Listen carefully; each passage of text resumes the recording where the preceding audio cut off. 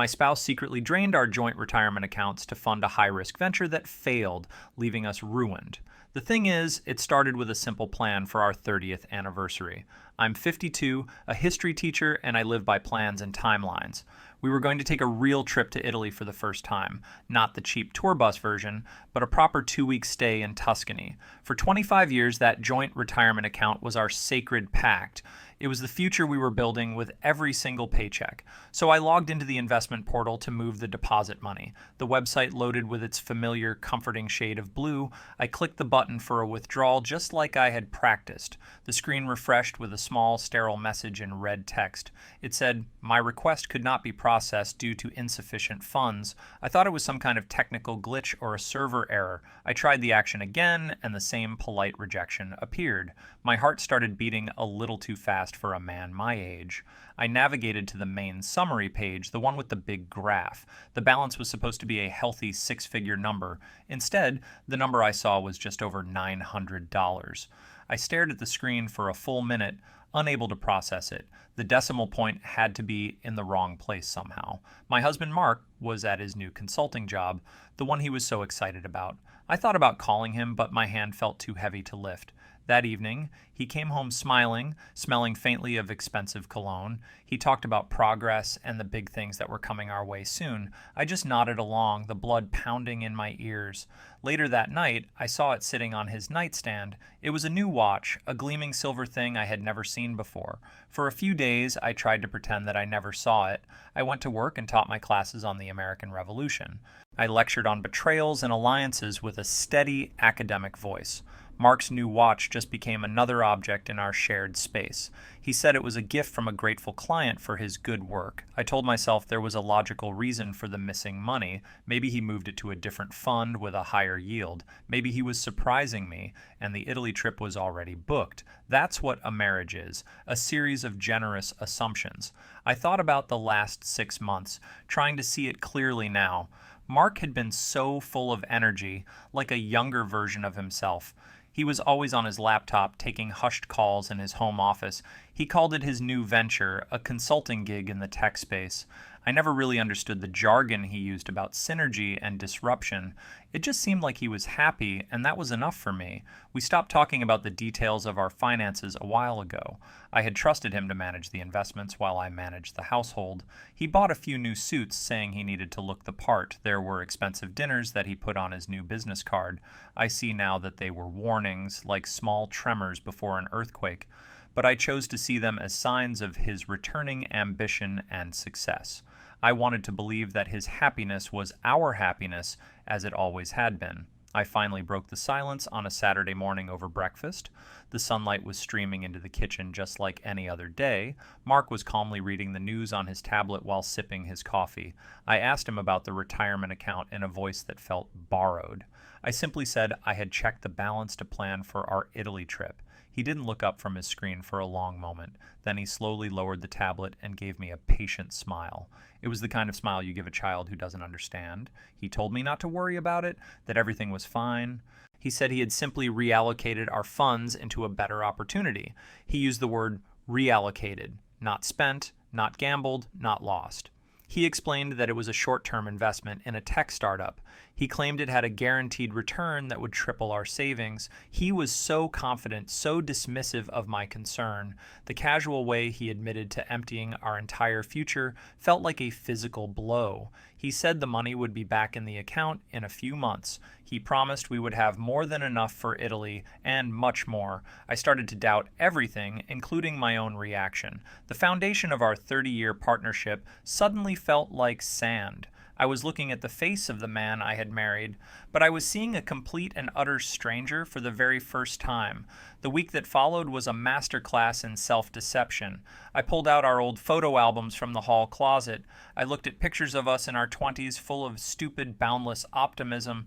I tried to see the ambitious young man I fell in love with. I told myself that this was the same man, just older and more desperate. He had made a reckless move, but he had done it for us. Mark played his part perfectly, treating me with a kind of gentle pity. He would sigh and say he knew this was hard for me to understand. He said that I had always been the cautious one in our relationship. He claimed he took this risk so I could finally retire early. He made it sound like my anxiety was a personal failing, a lack of faith. He asked if I had ever truly believed in his ability to succeed. He brought up a small investment he made years ago that I had resisted. It had paid off modestly, but he spoke of it like a legendary victory. He said my love of history made me unable to see the future clearly. He was building a new world for us, and I was stuck in the past. The guilt was a heavy weight that settled deep in my chest. Maybe he was right, and I was the one who was wrong here. I had always been the one who said no to his wilder ideas. I was the one who insisted on a sensible and predictable life. Perhaps my own fear had forced him into this desperate, secret act. I called my sister one afternoon, desperate for some kind of anchor. I vaguely mentioned a disagreement with Mark over a big investment. She just laughed and said Mark was always the dreamer in the family. She told me to let him have this one, that I was the stable one. Her words, meant to be comforting, only made me feel more alone. They made my panic seem foolish, an overreaction from a worried spouse. I tried to be more supportive, asking careful questions about the venture. He would just smile and say the details would only worry me more. He told me to trust him, just this one last time. So I chose to believe him because the alternative was unthinkable. I decided to bury my fear and become the trusting husband again. I made a conscious choice to have faith in the man I married.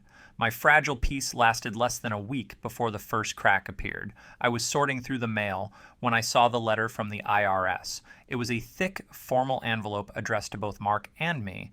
Inside was a notice regarding a failure to file quarterly taxes.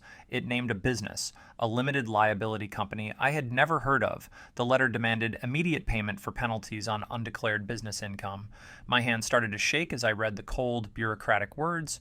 I confronted Mark with the letter when he came home that evening. He glanced at it, and for a second, I saw a flicker of pure panic. Then he composed himself and laughed it off with practiced ease. He said it was just a shell corporation for the investment group. He called it a formality that his partners had handled very poorly. He took the letter from me and promised he would clear it all up. He made me feel foolish for worrying about simple administrative paperwork. But a few days later, a second piece of evidence arrived. It was a credit card bill from a bank we have never used. This one was addressed only to him, but I opened it anyway. The statement was a long list of extravagant charges from the last 2 months. There were dinners at restaurants we could never afford. There were hotel rooms booked in our very own city on weeknights. There were purchases from expensive clothing stores I didn't recognize. My forced denial shattered into 1,000 tiny, sharp pieces. This was not the spending of a man building a future for his family. It was the spending of a man living a completely separate life.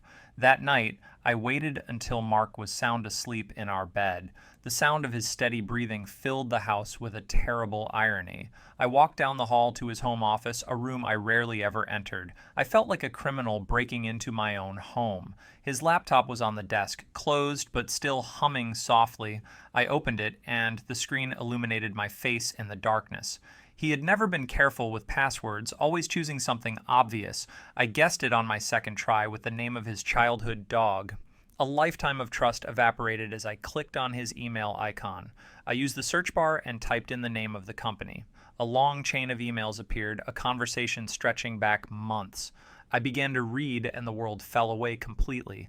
The messages were not about a promising venture with a temporary snag. They were a frantic, desperate record of a complete and total failure. I saw the emails confirming the transfer of our entire retirement fund. I saw his partner warning him about the high risks involved. I read the angry exchanges when the company started to collapse weeks ago. I saw Mark pleading for more time, then blaming his partner entirely. The final email in the chain was dated over a month ago. It was a formal notice of dissolution. The company was gone. The money was gone, and he had known it all along. He had lied to my face every single day since then. I sat there in the cold, silent room for what felt like hours. The screen glowed with the absolute, undeniable proof of his betrayal. The next morning, I confronted him over the same kitchen table. I didn't raise my voice or show any emotion at all. I simply placed his laptop on the table between our coffee cups. I told him that I had read all of his emails. I recited the name of his dissolved company and the date of its failure. I watched the color drain from his face as the facts left my mouth. His charming, confident mask completely crumbled in a matter of seconds. At first, he tried to plead with me, his eyes filling with tears. He said he was going to tell tell me everything but was waiting for the right time. He swore he could still fix it if I just gave him another chance. When he saw the cold, empty look on my face, his sadness curdled into rage. He lunged forward and slammed the laptop shut with a violent crack. He started screaming at me for violating his personal privacy. He called me a spy and a traitor for going behind his back. He said the real betrayal was my complete and total lack of faith in him. I just stood there and listened to him, feeling absolutely nothing. The man I had loved for 3 decades was well and truly gone. He had been replaced by this pathetic, cornered stranger. Our marriage had not just failed, it had been a long and elaborate lie. The silence that followed his shouting was the real sound of our end. After he stormed out of the house, I did not cry. I simply walked back into his office and sat down at the laptop. The emotional part of my brain had shut down entirely. A cold, methodical clarity took its place, the kind I felt when researching a complex historical event. My life was no longer a marriage, it was a forensic investigation. For the next several hours, I worked with a singular, quiet purpose. I created a new anonymous email address for myself. I meticulously forwarded every single incriminating email from his account to my new one. I downloaded the bank statements showing the massive withdrawals from our retirement fund. I found the original prospectus for the sham company he had invested in. It was filled with impossible projections and blatant, obvious lies. He had fallen for a fantasy and he had dragged me down with him. I saved every document to a secure cloud drive, creating a digital archive of his betrayal. When I was finished, I wiped the laptop's search history completely. The next day, I found a lawyer who specialized in financial fraud. I sat in his sterile office and presented the facts of my case. I spoke in a calm, even tone as if describing a chapter from a textbook. The lawyer was blunt about my chances of recovering the lost money. He said it was likely gone forever, spent or hidden away, but he also laid out a clear path for legal consequences. He explained the power of pursuing a criminal fraud complaint against Mark. He told me that my evidence was exceptionally strong. I left his office not with hope for restitution, but with a blueprint for retribution. That evening, I began the final phase of my research. I went through the emails again, but this time I was looking for names. I built a list of every other person who had invested in the failed company. There were 6 of them, a collection of hopeful, trusting people. I read their polite, professional emails from the beginning of the venture. They were just like me, believing in a future that was never real. From the anonymous email account, I drafted a very simple message. I wrote that the recipients were victims of a fraudulent investment scheme. I explained that the attached files contained the necessary proof of this crime. I attached the false prospectus, the bank transfers, and the company's dissolution notice. I sent the email to all 6 of the other investors at the same time. Hitting the send button felt like pushing a massive boulder off a cliff. There was no way to stop what I had just put into motion. For 2 days, an unnerving silence filled the house and my inbox. Mark and I moved around each other like strangers in a boarding house. We did not speak or even make eye contact with one another. The air was thick with a tension that was far worse than his shouting. This was a cold war, a quiet and hostile occupation of a shared space. Then, the first reply came from one of the other investors. It was followed quickly by 2 more emails from the others. Their messages were a mixture of shock, fury, and a grim sense of gratitude. They started an email chain discussing their next steps with each other. They talked about contacting the district attorney and pooling their resources. My solitary act of revenge was now becoming a collective call for justice. The real escalation happened on the 3rd night. One of the investors forwarded my entire package directly to Mark. He confronted me in the living room, his face pale with fear. The rage was gone, replaced by the panicked look of a trapped animal. He told me that I had no idea what I was doing. He threatened to ruin me in the divorce, to take the house. He said he would tell my family that my instability drove him to it. I looked at him and felt nothing but a profound and chilling emptiness. I told him that he had already taken everything that mattered from me. There was nothing left for him to threaten or destroy anymore. My last act was quiet and precise, executed from my anonymous email account. I sent a final message to the group of now allied investors. I gave them the name and contact information for the financial fraud lawyer. I explained that he was already familiar with the general details of the case. I suggested that a single coordinated legal action would be the most powerful option. Then I logged out of the account and never opened it again. I had provided the weapon and the plan, the rest was up to them. That afternoon, while Mark was out of the house, I packed a single suitcase. It was a methodical process, not an emotional one. I took only the things that were undeniably mine from before our life together. A few books, some old clothes, and a photograph of my parents. I drove to a cheap, impersonal hotel on the other side of town. I paid for a week in cash and sat in the sterile, quiet room. 2 days later, one of the investors sent a brief text to my phone. It said they had filed a collective civil suit against Mark and his partner. It also told me exactly when and where the papers would be served. They were doing it on Sunday evening at his parents' house. He was there for their traditional weekly dinner, playing the role of the good son. I did not feel joy at this news, only a sense of grim finality. I pictured the scene with the clarity of a historian imagining the past. The polite knock on the door, the confusion on his mother's face, the professional process server asking for Mark by his full legal name, the thick stack of documents being placed into his trembling hands, the public declaration of his fraud in front of the two people whose approval he craved. The private ruin I had endured was now a permanent public record. 6 months have passed since that day, and the silence is the loudest thing. The house we shared for 2 decades was sold to pay off the debts. I now live in a small, clean apartment across town that smells of fresh paint. The legal proceedings against Mark are moving forward without my involvement. I hear about them sometimes in disconnected, third-hand reports. My life has become a quiet routine of work and solitude. I teach my history lessons, I grade my papers, and I come home. My sister called once, suggesting that I had been too cruel in my methods. We have not spoken to each other since that very brief conversation. Our old friends quietly chose sides, or simply faded away into silence. My actions did not bring me peace or any sense of righteous victory.